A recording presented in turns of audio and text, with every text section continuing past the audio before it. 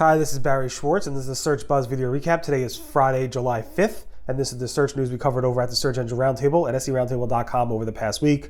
First up was July 4th. I was outside for a little bit, and I'm a little bit red, a lot red. I'm not sure exactly why, but it should be fine. Don't worry about it. I'll be good. Moving on from that, hopefully the new camera setup is a little bit better, a little bit closer. Audio quality should be a lot better, and we'll keep tweaking it. Definitely leave your feedback on how I can make this a little bit better. Hopefully also you liked our first vlog. We posted our first vlog with Ryan Cutler last week, and this Monday at around 8:45 a.m. Eastern, we'll be posting one for Lily Ray. So definitely keep your feedback coming about these videos, about the vlogging, and of course about the normal content on Search Engine Roundtable. Moving forward, this week Google announced that they're trying to make the robot exclusion protocol a standard, a real standard. It's been around for 25 plus years now, but it's still not an actual official standard. So Google, along with the original inventor of the protocol, went ahead and submitted a real request to the standard, the organization that runs this, saying please go ahead and include this as a real standard. And with that, Google said nothing's really changing with the standard. They cleaned it up, made some things that were clear, and they submitted it to be an official standard. Google also announced with this the day after that because it's going to be a standard, they're going to go ahead and drop support for unsupported features within it. So for the past, dozen or so years, Google unofficially supported things that were not officially supported in that standard, in the robots exclusion protocol. They supported things like the crawl delay, the no follow, and the no index in that specific, in the Robots.txt file. So if you actually included those directives in there, Google would support them on some cases, not all cases. Wasn't fully supported. Google has for years, literally probably 5 years plus, saying don't do it, it's not officially supported. And starting September 1st, Google's no longer going to support that. They said after September 1st, they're going to go ahead and say, hey, we no longer support this. If you're using it for that purpose, you're doing it wrong. Obviously, disallow is what you put in the robots.txt. You can always use no index on the specific page and so forth. Definitely take a look into that. Google also said they may go ahead and email people who are using this in the unofficial way. And of course, email them saying that you should not stop using it before September 1st. So that is changing. Keep that in mind if you are using those commands there. You should definitely take a look at that. Bing actually said we never did support it and we won't be supporting it, so don't worry about Bing. If you are using no index in Robots.txt, we're not going to go ahead and support it, nor have we ever. So we never supported the unsupported features. Google then listed out on their developer docs around Robots.txt protocol, all the changes related to the document that's coming out. So they listed literally 1, 2, 3, 4, 5, about 10 different changes to the specific document, specifically around 500s. If the robot's unreachable for more than 30 days, the last cache copy will be used, or if it's unavailable, Google assumes that there is no crawl restrictions. A lot of little things here you might want to look at in terms of technical changes around how Google's going to start supporting that in a different way. It's starting September 1st. And also with that news, Google said, hey, for anybody who wants it, here is how Googlebot parses these robot.txt files. They open sourced it and placed it on GitHub.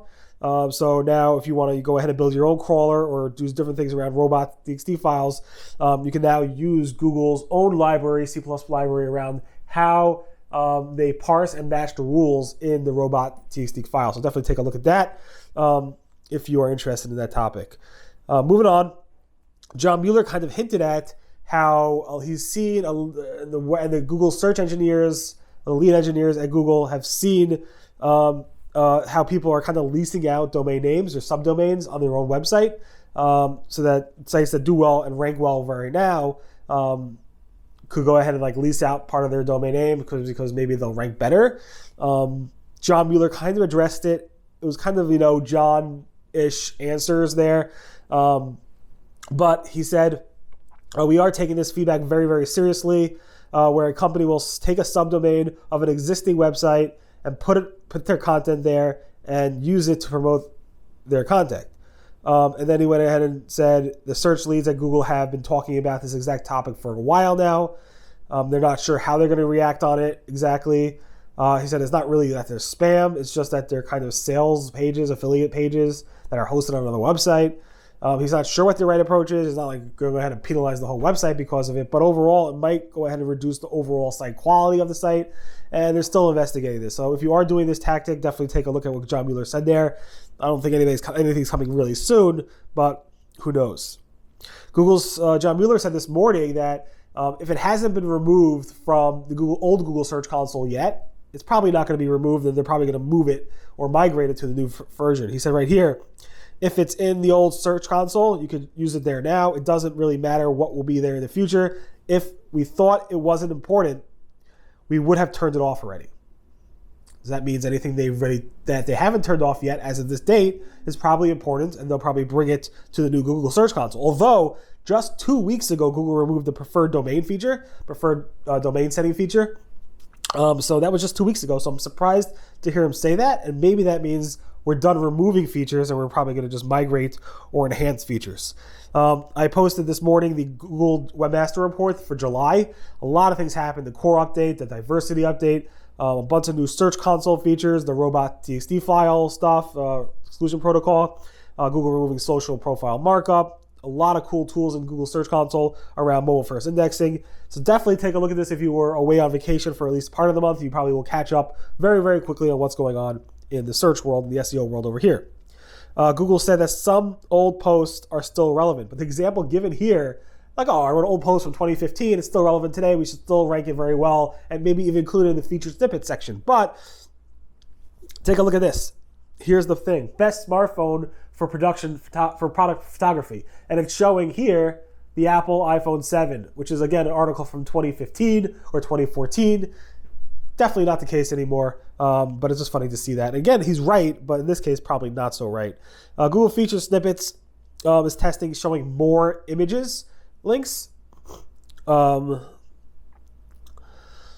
you can see here, it's a featured snippet, and it says more images. So here's an example of that. Here's another example of that. I can't replicate it myself, but Google's constantly testing things around feature snippets, and also image search, so it's pretty interesting to see. Around image search, Google's testing a sticky preview bar that actually sticks as you scroll. Let me show you how that looks as a GIF. Google's constantly testing these things. So here's a GIF of it in action. See here, click on things, scroll this side, that sticks, scroll that side, that sticks, etc. So it's pretty cool. I'm not sure if it's going to launch or not, but it's definitely something Google's testing.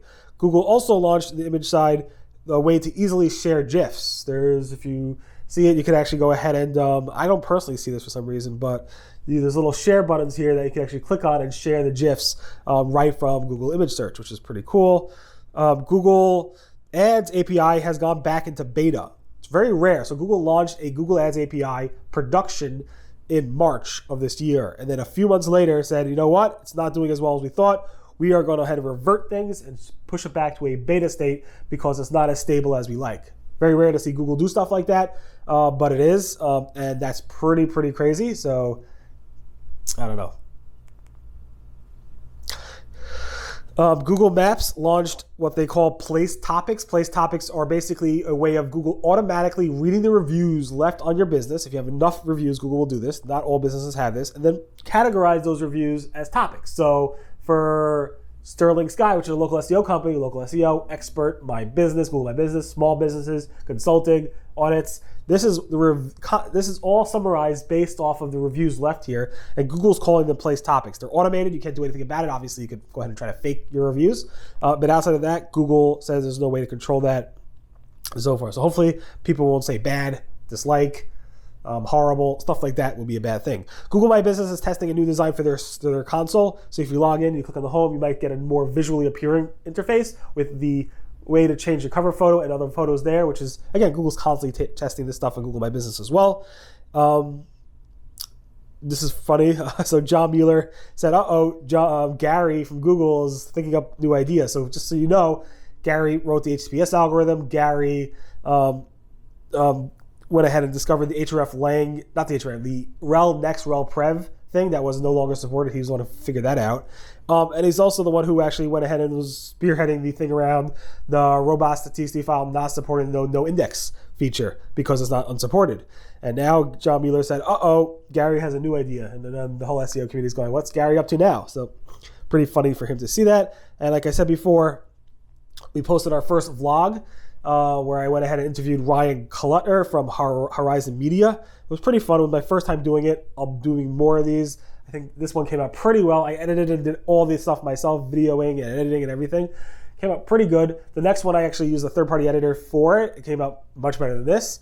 And I'll do a mix of that. My own editing, somebody else editing, depending on timing and so forth. It is very expensive to do these things outside of travel and parking and all that stuff. There's also taking pretty much a whole day off just to do these things. So I plan on doing multiple interviews in a single day. If you are interested in being interviewed by this, go to seroundtable.com/vlog, VLOG.